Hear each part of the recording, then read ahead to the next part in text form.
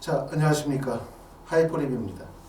자, 이제 수능 시험은 다 보셨고 대학별고사도 다 마쳤죠. 우리가 기다리는 거는 12월 9일에 수능 성적 발표 날짜를 기다리고 있습니다. 수능 성적은 전에도 말씀드렸지만 내 성적도 중요하지만 다른 학생들이 실제 어느 정도 시험을 봤는지가 되게 중요하거든요. 그렇기 때문에 수능 성적 발표 우리가 되게 중요하게 생각할 수밖에 없고, 또 우리가 최저를 충족하셔야 되는 분들 입장에서 볼 때는 과연 1등급, 2등급, 3등급의 구간 점수가 어느 정도 되는지, 내가 실제 수능 체제를 충족했는지 관심이 무척이나 크실 거라고 생각합니다.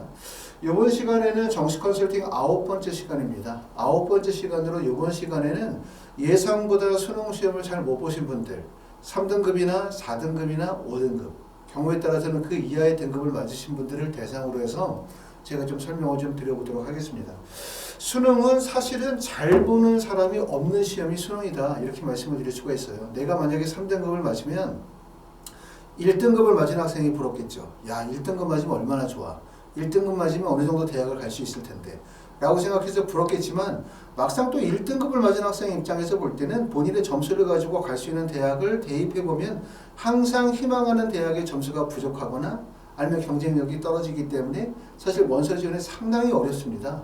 그렇기 때문에 꼭 우리가 당연히 1등급을 맞은 학생이 당연히 3등급 맞은 학생보다 좋은 대학 가는 거고, 당연히 1등급 맞은 게 3등급보다 잘 버진 건 맞지만, 말씀드린 얘기는 어느 정도 성적이 된다고 해서 무조건 대학을 가거나 무조건 좋은 대학을 가기 때문에 시험을 잘 봤으니까 마음 편하고 시험 잘 봤으니까 무조건 좋다는 아니다. 어떻게 보면 수능 시험을 잘 봤든 못 봤든 모든 학생들이 고민하는 건 마찬가지다, 이렇게 말씀을 드릴 수가 있고, 우리는 자기가 가지고 있는 성적대에 맞게끔 고민하실 필요가 있어요. 그렇죠? 내가 1등급을 맞았느냐 3등급이냐 4등급에 맞게끔 고민하실 필요가 있고, 이번 시간에는 주로 3등급, 4등급, 5등급 정도 내가 실제 예상보다 수능 시험을 못 봐서 고민하시는 분들을 대상으로 설명을 좀 드려보도록 하겠습니다. 첫 번째, 아까 말씀을 드렸었던 것처럼 수능 시험 잘 본 사람 아무도 없습니다. 그렇기 때문에 나만 힘들다고 생각하지 마세요. 모든 사람이 힘든 건 마찬가지다, 이렇게 말씀을 드릴 수가 있고, 수능 시험을 못 보면 기회가 없는 것인가, 수능 시험을 대학을 못 가는 건가, 수능 시험을 못 보면, 이렇게 생각하실 것이 아니라 오히려 수능 성적이 낮으면 낮을수록, 등급이 하락하면 하락할수록 기회가 더 많아진다는 점을 꼭 알아실 필요가 있어요. 알아두실 필요가. 다시 한번 말씀을 드리지만 수능 성적이 낮을수록 기회가 많아진다. 수능 성적이 높고 고득점일수록 기회가 상당히 어렵습니다. 요즘을 말씀을 드리는데, 지금 보시는 것처럼 2022학년도 국어영역 표준점수와 등급별 인원을 한번 보시면 이해하실 점이, 자, 2022학년도 불수능이었고, 물론 2023학년도도 2022학년도보다 다소 쉽다고 말하지만 2022학년도만큼 어려운 수능이었다라고 하는 건 대부분 아시기 때문에 2022학년도 입시 결과를 바탕으로 보시게 되는데, 2022학년도에 1등급이 국어가 표준점수 131점, 그 다음에 인원이 비율이 4.01%의 비율이면서 인원이 17,914명이에요. 그리고 2등급을 맞은 학생이 7.29%로 32,561명, 그 다음에 3등급을 맞은 학생의 비율이 13.28%로 59,289명, 4등급을 맞은 학생은 15.60%로 69,678명이고, 5등급을 맞은 학생의 비율이 가장 많습니다. 5등급을 맞은 학생의 비율은 20.34%로 98,848명이에요. 그렇기 때문에 전체적인 수능은 이렇게 모양 자체가 아래에서 밑으로 내려오면서 모집 단위가 커지고 또 5등급 이하로 가면서 모집 인원이 주는 형태로 되어지기 때문에 1등급, 2등급, 3등급, 4등급, 5등급 가게 되어지면 결국은 뭐냐면 등급이 아래로 내려갈수록 1등급에서 2등급, 2등급에서 3등급, 3등급에서 4등급, 5등급으로 내려갈수록 첫 번째는 지원자 학생 수가 많아진다는 점, 두 번째 대학이 많아진다는 점, 세 번째는 학과의 폭도 많아진다는 점. 그렇기 때문에 이걸 통해서 우리가 쉽게 알 수 있는 부분들은 입시기관에서 예측하고 있는 데이터는 대부분 1등급이거나 아니면 상위 1% 이상의 구간에서는 데이터의 의존도가 크지만, 사실상 3등급, 4등급, 5등급으로 떨어지게 되어지면 입시 데이터 안 맞는다. 입시 데이터 안 맞는다. 이 점을 꼭 말씀을 드리고 싶습니다. 그렇기 때문에 내가 수능 시험을 못 보았다 라고 하시는 3등급, 4등급, 5등급의 학생이 입시기관에서 제공하는 배치표를 바탕으로 원서를 쓴다? 라고 하면 쓸데없이 없어요. 왜냐하면 대학을 다 바닥으로만 쳐야 되기 때문에 그 점을 꼭 알아두실 필요가 있다. 다시 말하면 뭐냐면 상위 1등급이나 1% 구간으로 가게 되어지면 데이터의 의존도와 신뢰도가 높지만 3등급, 4등급, 5등급 이하로 떨어지게 되어지면 학생 수 많아져, 그 다음에 비율 많아져, 대학이나 학과의 폭이 많아지기 때문에 결국 원서 지원의 대상자가 많아지므로 결국은 데이터의 정확도가 매우 떨어진다는 점을 꼭 말씀을 드리고 싶습니다. 이 점을 우리가 보실 수가 있어요.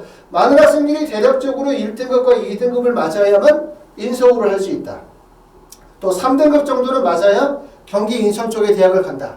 또 4등급 정도 맞으면 지방에 있는 대학을 간다라고 생각하면 4등급을 맞은 학생은 3등급의 구간으로 올라가고 싶을 거고 3등급을 맞은 학생은 2등급의 구간으로 올라가고 싶을 것입니다. 결국은 뭐냐면 등급이 바뀌게 되어지면 등급에 대한 상승 욕구가 매우 강하다는 점을 우리가 아실 수가 있어요. 그래서 이 점에서 말씀을 드릴 수 있는 핵심은 첫 번째는 성적이 하락할수록 기회가 없어지는 것이 아니라 성적이 하락할수록 기회가 많아진다는 점을 꼭 알아두실 필요가 있다. 왜?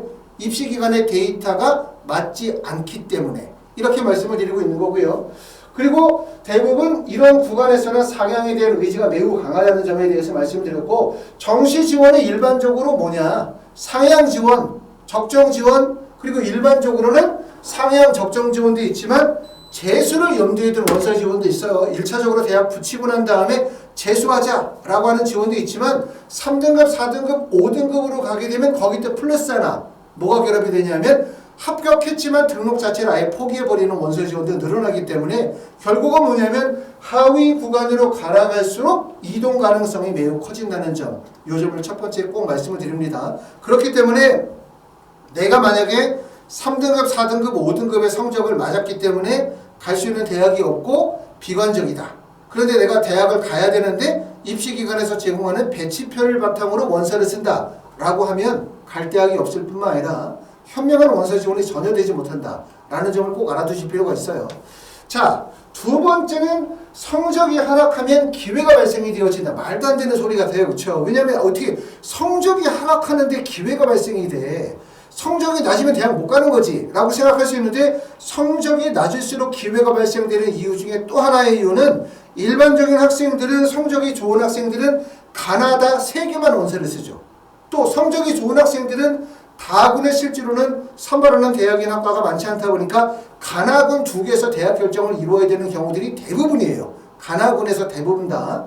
중앙대 이상의 성적대를 가지고 계신 분들은 가나에서 원서 지원의 결정을 보셔야 되고 다군은 사실상 쓸데가 없기 때문에 그냥 던져두는 원서 지원밖에 되지 않아요. 하지만 3등급, 4등급, 5등급 정도의 성적대를 가지고 있는 학생들은 정시 지원 가나다 3개의 원서 지원, 2개가 아니라 3개의 원서 지원이 가능하고 거기에다가 추가 모집까지 들어가게 되면 추가 모집은 무제한의 원서 지원이기 때문에 원서 지원의 폭이 상당히 크다는 거예요.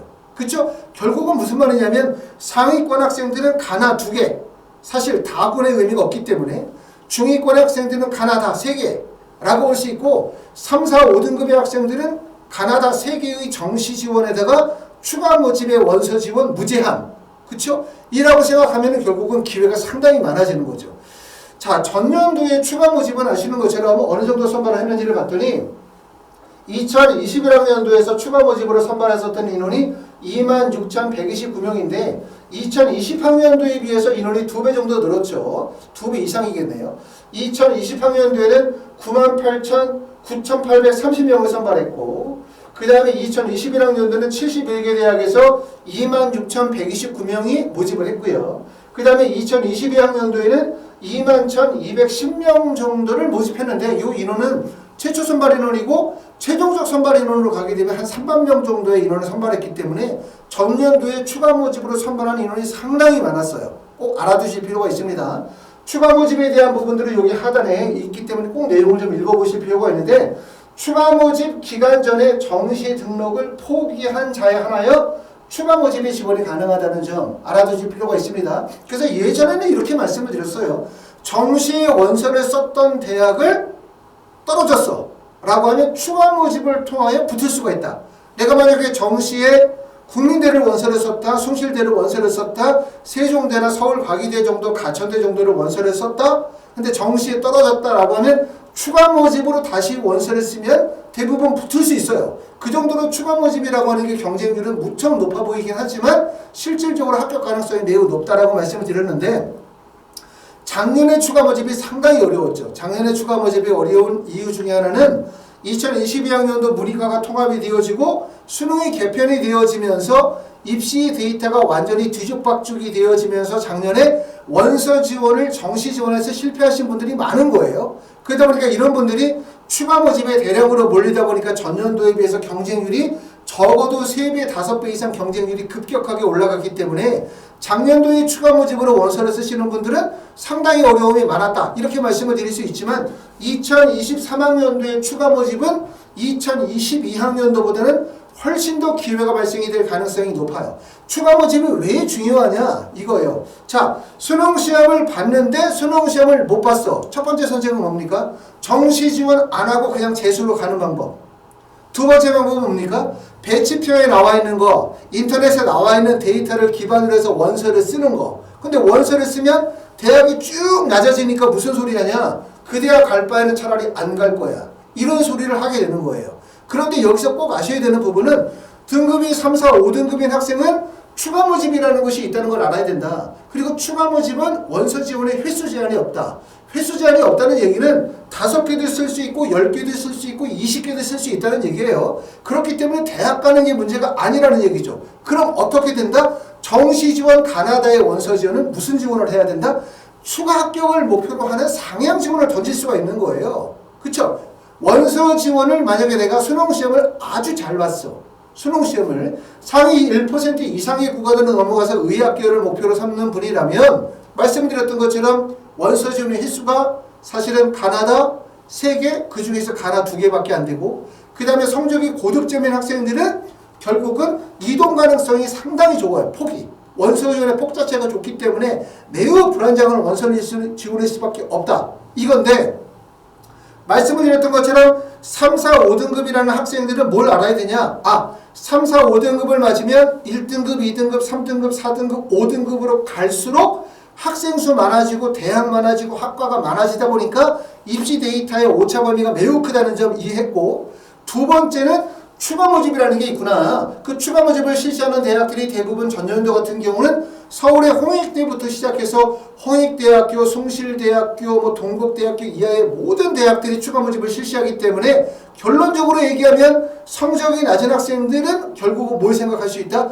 무제한 원서 지원을 무제한적으로 사용할 수 있는 추가 모집을 생각한다면 정시의 가나다는 어떤 지원이 돼야 된다? 결국은 상향 지원이 돼야 되는 거예요. 정시 가나다에서 상향해서 성공을 한다면 수능 시험을 못 봤지만 원래 목표하던 대학이나 근접한 대학에 붙일 수가 있죠. 그리고 붙고 난 다음에 본인의 뜻이 있으면 다시 한번 재수를 할 수 있는 거예요. 그렇기 때문에 꼭 알아두실 점은 수능 시험을 못 봤으니까 갈 대학이 없다. 수능 시험을 못 봤으니까 기회가 없다. 수능 시험을 못 봤으니까 원서 지원 해봤자 아무 의미 없다. 라고 생각하시면 안 된다. 이 점을 꼭 말씀을 드리고 싶습니다.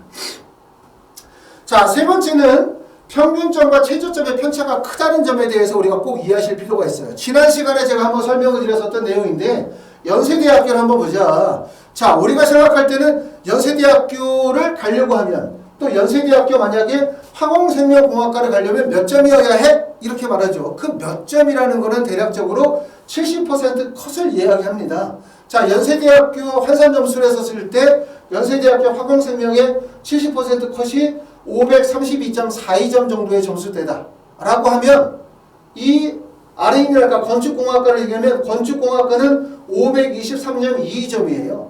당연히 화공생명이 건축공학과보다 높은 과니까 점수가 532, 523 이 정도 점수가 나오는 건 당연하죠. 그런데 꼭 지난번에도 말씀을 드렸지만 점수를 볼 때 우리가 입시기관에서 일반적으로 제시하는 70% 컷을 자꾸 보지 말고 뭘 생각해야 되냐면 최저점수에 대한 부분을 상상하셔야 돼요.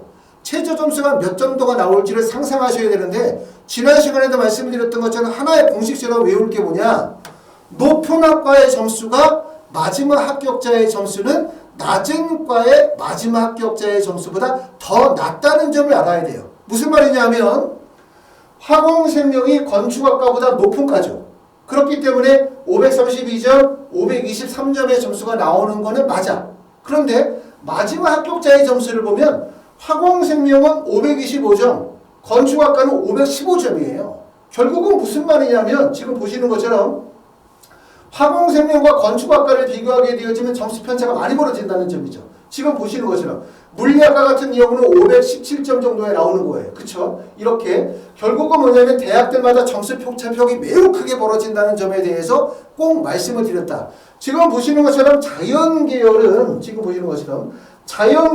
모든 학과에서 평균점과 최저점의 점수 하락이 다 발생이 되어집니다. 왜냐하면 자연계열은 하위 구간도 점수가 빠지죠. 그렇죠? 하위 구간은 대학과 학과 선택에 따라서 올라오기도 하고 내려가기도 하고, 상위 구간도 올라가기도 하고 내려오기도 하고, 좌우 구간은 좌와 우로 이동하기 때문에 결국은 자연계열은 상위, 중간, 하위 구간 모든 구간에서 점수가 빠지기 때문에 이동이 발생이 되어지기 때문에 점수가 하락이 발생이 되어진다는 점을 말씀을 드리는 거예요. 여기서 말씀을 드리는 거는 뭐냐면 우리가 일반적으로 대학의 합격 점수라는 평균 점수와 그 다음에 충원이 발생이 되어졌을 때 마지막 점수의 점수 차이가 많이 벌어진다는 점에 대해서 말씀을 드렸고, 그런데 이 점수의 폭이 상위 대학들보다 중하위권 대학으로 가게 되어지면 점수 편차폭이 훨씬 더 많이 커진다. 이 점을 꼭 말씀을 드리고 싶은데, 국민대학교 자동차공학과 같은 경우가 환산 점수를 했었을 때 평균 점수가 497점일 때 최저 점수가 487점, 10점 정도 벌어져요. 이 환산 점수 10점이라고 하면 대학이 10개 바뀌어다, 10개 정도 바뀐다, 이렇게 이해하셔도 상관없습니다. 국민대학교 전자공학과는 평균 점수가 481점일 때 최저가 468점, 컴퓨터공학과는 481점일 때 469점 정도의 점수가 벌어지는 거예요. 숙명여대 경영학과 같은 경우는 518점에서 512점까지, 그 다음에 경제는 513점에서 506점 정도까지 점수가 발생이 되어지는 게 대략적으로 10점이나 15점 정도가 점수가 발생이 되어진다는 점을 꼭 알아두실 필요가 있다. 다시 말하면 뭐냐면 모든 대학은 평균 점수와 최저 점수 간의 점수 간격이 크다. 그리고 실제 얼마나 점수 간격이 벌어질지에 대한 부분들은 입시의 전반적인 이해가 반드시 필요하죠. 추가 합격에 대한 일반적인 로직이 필요하다는 얘기예요. 하지만 제가 여러분께 말씀을 드리고 싶은 얘기는 뭐냐면 상위 대학보다 중하위 대학으로 갈수록 평균 점수와 마지막 합격자의 점수의 간격은 더 많이 벌어질 수밖에 없다는 얘기예요. 상위권 대학이 평균 점수와 최저 점수가 10점 정도 벌어진다 라고 하면 중하위권의 대학은 15점, 20점 정도까지도 점수가 벌어질 수 있다. 이렇게 이해하실 수 있는 거죠. 그러니까 예를 들어서 어떤 학생이 가천대를 갈 수 있는 성적이야, 아니면 어떤 학생이 단국대학교 천안 정도를 갈 수 있는 성적을 가지고 있는 학생이냐, 그 학생이 원서 지원에 따라서는 5점, 10점, 15점 정도를 상향해서 원서 지원하게 되어지면 사실상 인서울까지도 진입이 가능할 수도 있다. 이런 점들도 말씀을 드리고 있는 겁니다. 그래서 결론적으로 얘기하면 아까도 말씀드린 것처럼 첫 번째는 수능시험을 못 봐서 3등급, 4등급, 5등급 맞았어. 수능시험 못 봤으니까 갈 대학 없어. 수능시험 못 봤으니까 원서 지원해도 아무 의미 없어. 라고 좌절하지 말라. 첫 번째는 수능시험을 다소 못 봤지만 1등급, 2등급, 3, 4, 5등급으로 내려갈수록 점수 편차폭이 커지고 데이터의 오류가 많기 때문에 실질적으로는 여러분들이 보고 있는 데이터가 다 맞지 않는다. 두 번째는 보셨던 것처럼 동일한 학과의 합격생들의 점수 편차폭이 매우 크다. 점수 편차폭이 매우 크다. 그 다음에 세 번째 말씀을 드렸던 것처럼 우리는 추가 모집이라는 게 있다. 추가 모집은 원서 지원을 5번 할 수도 있고 10번 할 수도 있다. 대학을 못 가서 문제가 아니다. 결국은 추가 모집이 있다는 얘기는 정시 지원 가나다 3개를 상향 지원으로 원서 지원을 할 수가 있다. 상향 지원에서 만약에 성공하게 되어진다면 결국 수능 시험을 못 본 것에 대한 어느 정도의 보상을 받을 수가 있다. 라고 하기 때문에 처음에도 말씀을 드렸던 것처럼 시험을 못 본 학생들, 성적이 낮은 학생들이 어찌 보면 상위 1% 이상의 구간에 성적을 확보한 학생들보다 더 기회가 많다는 점을 꼭 말씀드리고 싶습니다. 자, 이렇게 해서 말씀을 드렸는데, 근데 주의할 점이 있어요. 주의할 점. 어떤 점을 되게 주의할 점이 있냐면, 내가 만약에 3등급을 맞았다, 4등급을 맞았다, 5등급을 맞았다 할 때, 이런 학생들이, 추가 모집으로 원서를 쓸 수 있으니까, 정시지원 가나다에서 상향을 해야지. 라고 생각하는데, 이 상향 지점이 바로 내 위의 성적들을 가지고 있는 학생이 원서를 쓰는 지점이 될 가능성이 되게 높아요. 내가 360점을 맞아서 상향을 하고 싶어. 어디다 하고 싶어? 나는 370점에다 상향을 하고 싶은데 그 상향 지점이 361, 362, 363점. 나보다 1점, 2점, 3점이 높은 학생들이 원서를 쓰는 지점이 될 가능성이 상당히 높다. 그렇기 때문에 결국은 뭐냐면 지원 구간이 과밀될 현상들이 상당히 크다는 점을 꼭 알아두셔야 됩니다. 자, 상향할 때 여러분들이 꼭 알아둬야 되는 건 뭐냐면 나보다 성적이 1점이나 2점이 높은 학생들이 상향을 치는 지점에 상향 지원하시면 절대로 안 되는 거죠. 지금 보시는 것처럼 자, 인천, 안산, 수원, 성남, 부산이나 대구 그리고 서울 지역이 있어요. 지금 보시는 것처럼 서울 지역이 있고 그 다음에 서울 주변에 위성도시들이 있는데 이런 대부분의 이제 지방 거점 대학이라고 얘기해 봅시다. 이런 성남이라는 지역 또는 수원이라는 지역, 안산이라는 지역, 인천이죠. 인천으로 가면은 인천대학교가 있고 그 다음에 인하대학교가 있어요. 안산으로 가면 한양대 에리카 캠퍼스가 있을 거고 수원으로 가게 되어지면은 아주대도 있고 경기대도 있고 그 다음에 경희대학교 국제캠퍼스도 있을 거고요. 성남으로 가게 되어지면 단국대학교나 가천대 같은 대학들이 있겠죠. 주로 일반적으로는 이런 지방의 거점 대학들은 회전율이 상당히 떨어져요. 회전율이 상당히 떨어지고 그리고 실제로는 서울권과 이 지방권의 대학의 점수에서 갭이 많이 벌어진다는 점을 꼭 알아두실 필요가 있어요. 그런데 많은 학생들이 1차적으로 성적이 낮은 학생들은 어디를 직접적으로 노리게 되어지냐면 부산이나 대구나 성남이나 수원이나 안산이나 일천에 있는 주요 대학을 타깃으로 삼을 가능성이 상당히 높겠죠. 그리고 실제로 또 인천이나 안산이나 수원과 같은 대학에 갈 수 있는 성적을 가지고 있는 학생들은 인서울의 마지막 구간에 몰릴 가능성이 상당히 높아요. 그렇죠? 그렇기 때문에 그 점을 꼭 이해하셔야 돼요. 다시 한번 말씀을 드리면 내 성적에서 5점이나 10점의 상향을 통해서 원서 지원을 합격할 수 있다. 근데 문제는 뭐냐? 나보다 1점이나 2점이 높은 학생이 원서를 노리는 상향을 치는 지점의 원서를 써서는 절대로 안 된다는 점을 꼭 알아두실 필요가 있고 말씀드렸던 것처럼 4등급을 맞은 학생들은 3등급 구간에 3등급을 맞은 학생들은 2등급 구간에 상향을 치려는 의지가 상당히 커요. 그렇기 때문에 결국은 뭐냐면 서울권에서 가나다군에서 특히 가군과 나군 같은 경우에는 모집 단위 자체가 크기 때문에 가군과 나군에서 회전율이 많이 발생이 되어진다는 점, 요 점을 잘 보셔야 되고 결국은 내 성적대에서 상향을 해서 합격할 수 있는 지점이 과연 어느가 되느냐 이런 부분들은 전반적인 입시에 대한 구조와 흐름을 이해하는 게 되게 중요하다 말씀을 드릴 수가 있고 그리고 꼭 하나 말씀드렸었던 것처럼 다시 한번 명심하시면 나보다 성적이 1점 높은 학생들이 원서를 쓰는 지점에 원서를 쓰시면 실패하시는 거예요. 아셨죠? 그 점을 좀 주의하시도록 합시다. 자, 모집단위에 대한 구조 이해에 대해서 한번 설명을 해볼게요. 모집단위라고 하는 거는 전체 학과라고 얘기를 할 수 있습니다. 예를 들어서 여기에 설명한 것처럼 자, 만약에 이게 지금 보시는 것처럼 세종대학교예요. 세종대학교 문과의 모집단위가 보니까 1위부터 시작해서 10위까지 10개의 학과가 있습니다. 이걸 하나의 모집단위라고 표현하고 있는 거예요. 자, 이걸 모집단위라고 했었을 때 설명을 해보면 전체 모집단위는 상위 학과가 있어요. 이걸 아웃이라고 얘기했죠. 아웃. 그 다음에 중간 학교가 시프트. 그 다음에 밑에 있는 학과가 인입니다. 인 구간은 문과는 대학 중심으로 무조건 움직여요. 대학 중심으로. 그렇기 때문에 아래에서 위로 올라오고 위에 있는 대학에서 아래로 이동하지 않습니다. 절대로. 하지만 자연계열은 대학과 학과 중심으로 움직이기 때문에 아래에서 위로 올라오고 또 위쪽 대학은 마음에 들지만 학과 선호도가 떨어지게 되면 하위 대학의 학과로도 이동이 가능하다는 점을 꼭 알아두셔야 돼요. 그리고 중간에 있는 시프트 구간은 대학과 대학 간에 이동을 하면서 학과 선택이나 대학 선택에 이동이 발생이 되어질 수 있는 구간이고 그 다음에 상위 구간은 여기서 상위 대학으로 빠져나가는 구간이죠. 여기서 상위 대학으로 빠져나갈 거고 또 상위 대학에 붙었으나 대학은 마음에 들지만 학과가 부적절하다고 생각하면 다시 이쪽으로 내려올 수도 있는 구간이죠. 이동이 발생이 되는 구간인데 일반적으로 허수의 지원들이 가장 많이 몰리는 구간.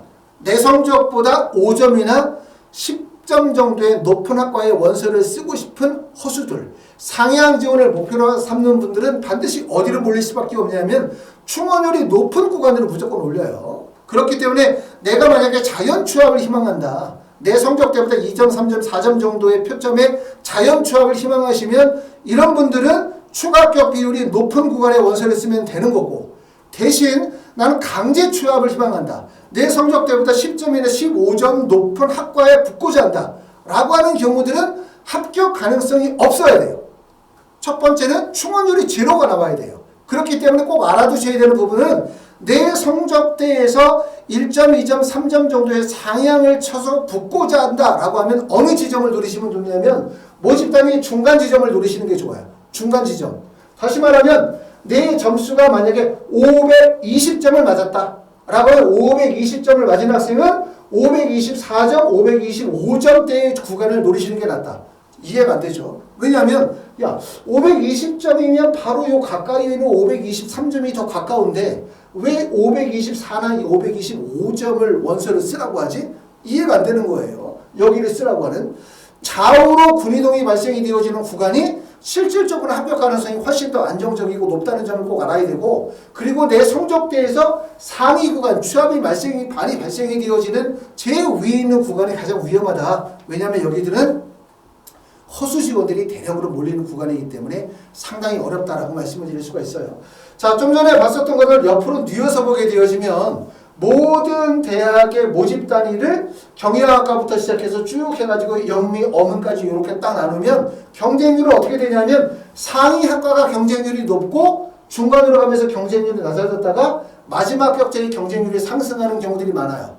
하위 구간의 경쟁률이 붙는 이유는 결국은 추가 합격을 바라보면서 대학과 대학이 바뀌는 구간이기 때문에 하위 구간에 열정적으로 달라붙을 수밖에 없고, 상위 구간의 경쟁률이 몰리는 이유는 상위 구간의 충원율이 높게 발생이 되어지기 때문에 결국은 추가 합격을 바라보는 학생들이 몰리기 때문에 그러는 거예요.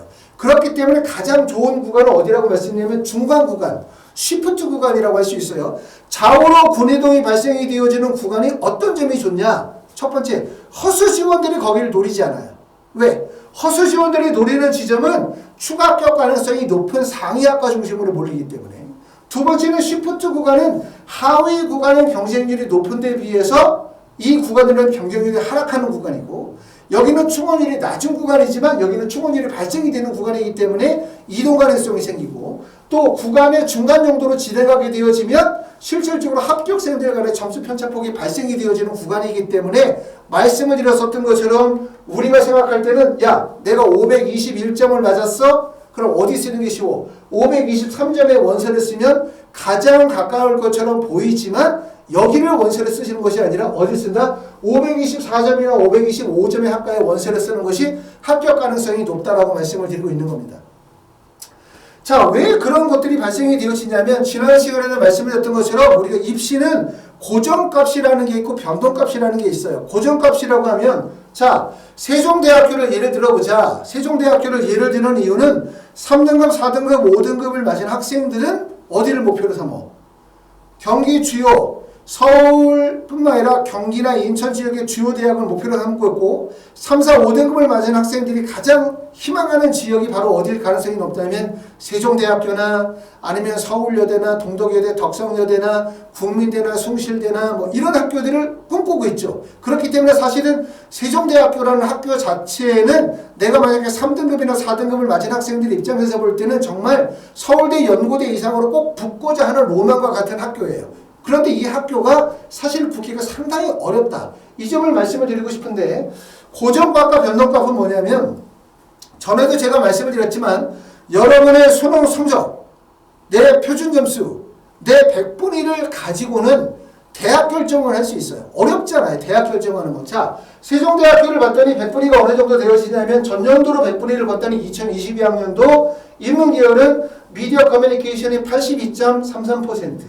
그 다음에 호텔 외식 경영이 80%, 국제학부가 80.17%, 교육학부가 79% 정도 되어지니까 대략적으로 세종대학교는 100분위 비율로 봤었을 때 어느 정도 된다? 80%, 81% 정도 구간이 되어지면 세종대를 원서를 쓸 수 있다. 이거 나오는 거잖아요. 그렇기 때문에 표준 점수가 100분위를 가지고 지원 대학을 결정하는 거는 쉽지요. 어렵지 않아요. 하지만 제일 중요한 건 대학 내의 학과 결정은 불가능하다고 말씀드렸어요. 왜 대학 내의 학과 결정이 어렵냐? 대학 내의 학과 결정이 왜 어렵냐? 고정값에서는 모든 입시 기간은 모든 대학의 학과를 고정값으로 순위를 매겨요.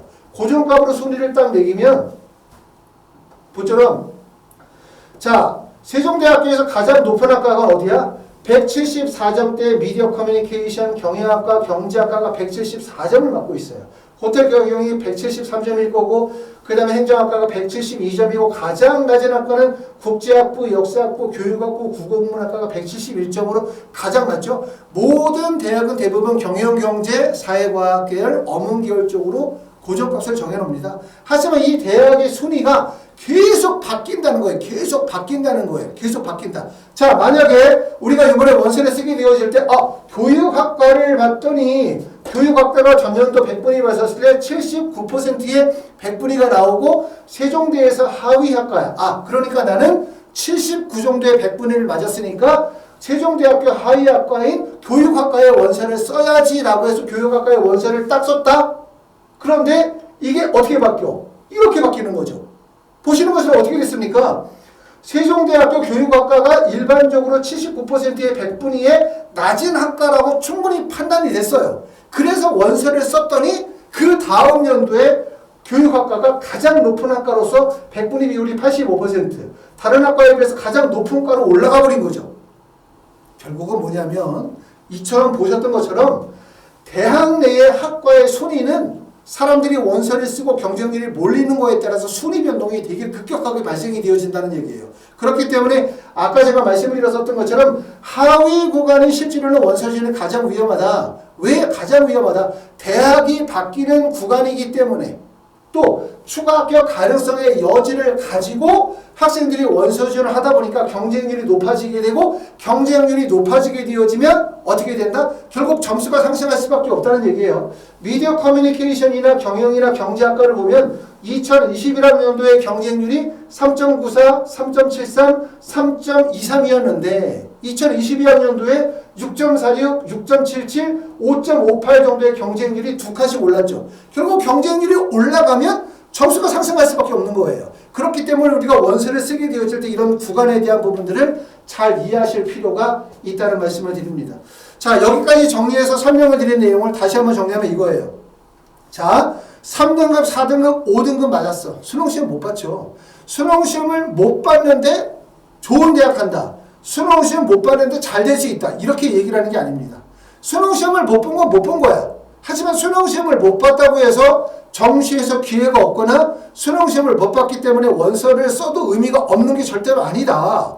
이 얘기를 설명을 드리고 있는 거 왜 의미가 있냐? 첫 번째, 입시기관에서 발표하는 배치표는 실제로 1등급 이상의 구간이거나 1등급 정도 되어지면 어느 정도는 맞을 수 있으나 2등급, 3등급, 4등급, 5등급으로 가게 되어지면 학생 수도 많아져, 대학도 많아져, 학과도 많아져, 그 다음에 점수 편차도 커져. 원서 쓰는 학생들의 목적이 무조건 붙고자 하는 목적이 아니라 실제 붙어도 안 되는 애들도 있어. 이러다 보니까 결국은 3, 4, 5등급으로 갈수록 입시의 폭이 매우 커진다는 점. 이 점을 말씀을 드렸고, 그리고 연세대나 고려대학교 세 예를 보여주는 것처럼 연세대나 고려대 상위학과 같은 경우도 평균점에서 최저점의 점수 차이가 벌어지는데 그게 만약에 세종대, 국민대 그 이하로 가게 되어지면 점수 편차폭은 훨씬 더 커진다. 이 점 말씀을 드렸고, 또 3, 4, 5등급을 맡은 학생들은 상위권 학생들이 가나 2개밖에 원서를 못 써. 그쵸? 또 중위권 학생들이 가나다 3개밖에 원서를 못 써. 라고 하면 3, 4, 5등급을 맡은 학생들은 추가 모집이 있어요. 원서 지원에 횟수 제한이 없다는 점이죠. 결국은 뭐냐면 추가 모집이 있다는 얘기는 정시의 가나다를 좀 더 적극적으로 상향 지원할 수 있다. 이거 아닙니까? 그쵸? 그리고 상향 지원해서 만약에 합격을 한다면 그건 바로 내가 평상시에 가고 싶은 대학이거나 또는 내가 어느 정도 대학을 붙여놓고 난 다음에 재수를 할 수도 있는 대학이 될 수도 있는 거예요. 이 점에 대해서 꼭 말씀을 드리고 싶습니다.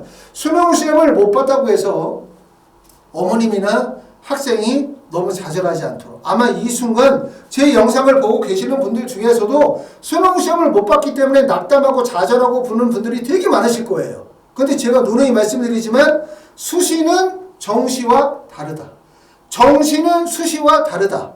정시는 대학에서 직접 뽑는 것이 아니라 일종의 컴퓨터가 뽑는 거고, 성적으로 가는 것이 아니라 내가 그 모집단이 내에 들어가면 되는 거고, 또 수시에 비해서 정시의 회전율이나 이동률이 매우 크기 때문에 결국은 성적이 낮다 하더라도 구간을 잘 잡아낸다면 좋은 대학에 합격할 수 있는 여지가 크다. 이런 점들도 말씀을 드렸습니다. 자, 한편으로는 이제 3, 4, 5등급 성적이 낮으신 분들에게 용기를 좀 드리고 싶다라는 마음으로 설명을 드리고 있는 거고, 두 번째는 성적이 낮다, 시험을 못 봤다라고 하면 학생도 그렇고 부모님도 그렇고 너무 지나치게 낙담하시는 경우들이 많아요. 그러실 필요 없습니다. 지금서부터 내 성적에 맞게끔 전략을 세우시고, 또 한편으로는 성적이 낮다라고 하는 건 그만큼 기회가 많다는 거. 성적이 낮다는 거는 결국은 추합이 발생이 되어졌을 때 훨씬 더 점수가 높은 구간까지 상향이 가능하다는 점, 이런 점들도 꼭 알아두시면서 지금서부터 하나씩 준비해서, 설령 수능시험을 못 봤지만, 수능시험은 못 봤지만 입시에서는 성공할 수 있다 라는 마음으로 준비하시면 좋을 것 같고요. 자, 12월 9일날 수능 성적 발표되고 난 다음에 저희가 12월 10일날 마지막으로 정시 설명회를 한번 진행합니다. 그때 제가 직접 자세하게 한번 내용 전반적으로 추가 합격 로직에 대해서 한번 설명을 다시 한번 드리려고 합니다. 지난번에 참석하지 못하셨던 분들은 참석하시겠다고 아래로 신청을 해주시면 저희가 예약자분들에 한정해서 참여해서 자세히 설명드리고 그때 말씀드리도록 하겠습니다. 감사합니다.